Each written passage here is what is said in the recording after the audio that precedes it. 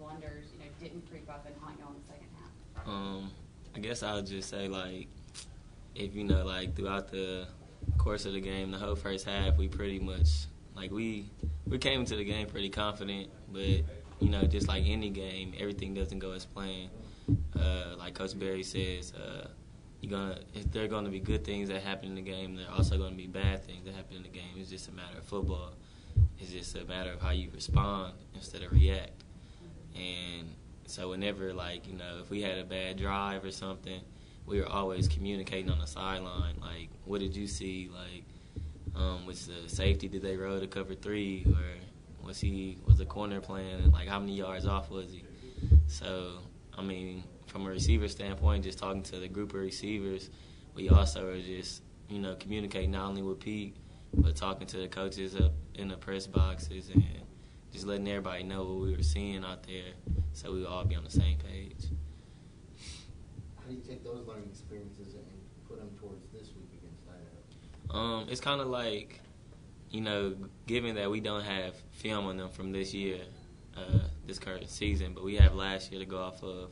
So I'm treating it as well as I believe everybody else is in the receiver room as a week 1 game. It's like the first game of the season. So kind of piggybacking off what Hunter said, you got to pay attention to detail, to your own details. Like Coach Nichols always says, like, this is a big detail week. It's a big detail week. He says that every Tuesday, because that's the first day of practice, all the way up until Thursday, the last day of practice. So you have to be sure that not only that you're doing what you need to do, but that everybody around you is, so you can hold yourself accountable, that your teammates know that you know what you're doing.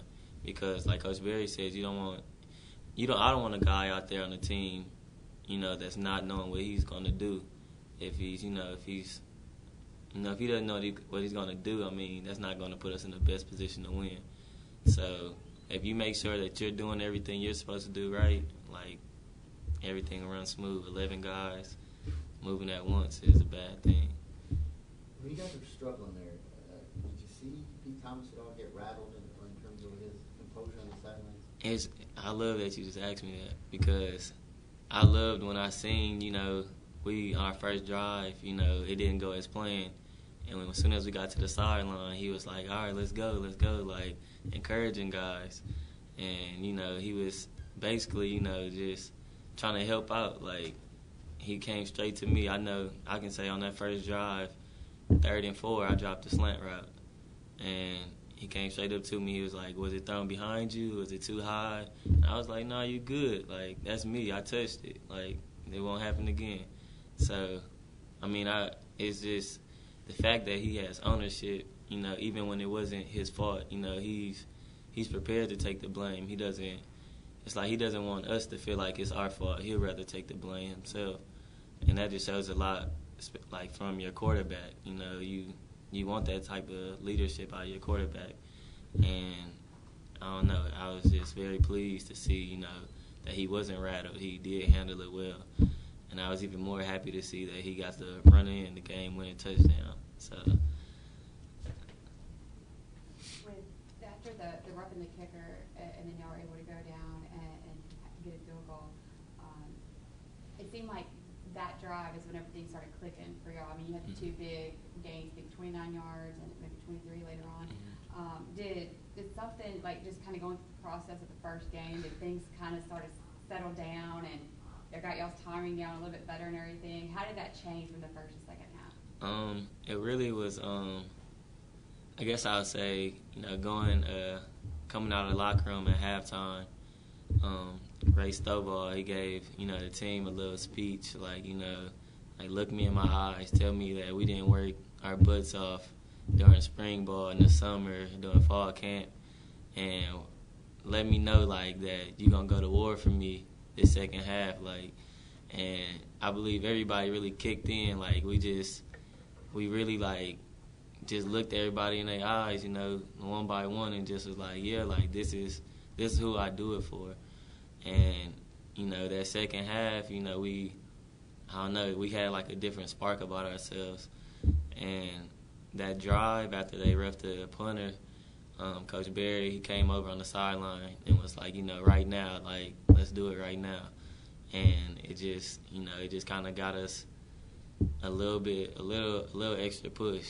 And I don't know why it had to come in the second half. We should have started out like that, but I'm happy we did decide to do it then. And I don't know, I'm just happy that we got to get some points on the board to get the ball rolling.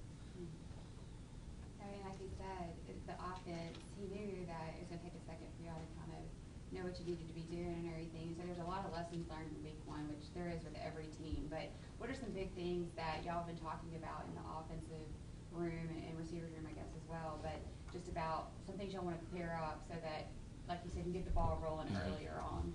I guess I'll say, just really, I'm going to keep going back to this attention to detail because, I mean, as long as we're all doing the little things, if we're doing the little things right, we know that we'll be fine. And, it can't just be, the offensive line doing everything right and the receivers are, somebody's busting a route. Like, we have to all be on the same page, be on one accord, and then we'll like be moving as one, like a machine. And so, just continue getting timing down, because it was good. It was good to play in a live game, to play against somebody else other than our own defense. So we got to get real game looks. And so, I don't know, it just continuing to pay attention to little details, and we'll be fine. Seemed like last year, after you went down with your broken leg, sorry to bring that up, but it seemed like, Rashawn talked about having to raise his game and do what he did. So now that, Rashawn is out for, hopefully not, a season-ending type of deal like you had, but since he's out, and especially because he went out early in the game, how much did you kind of put on yourself? Because I know how good of friends y'all are to want to kind of keep him out on the field in a way by carrying him with you and trying to make some plays in his absence. It was more so C's the whole time. Like I was proud of him for he wanted to keep playing, and he did keep playing, and eventually it just was to the point to where the coaches was like we can move some guys around and put them, where he was at, and he didn't have to play. And so that was good to see that other guys knew, they can play multiple positions as well. But as far as myself, I mean, I really wasn't trying to, do anything over the top or anything. I was just trying to do what I was asked to do in certain plays, and along with other guys like Tony Cook and Jalen Hodley, they also made big plays. And, we took that on as a receiving corps. We have something in the receiver meeting room, a line, are you going to be a line or a gazelle?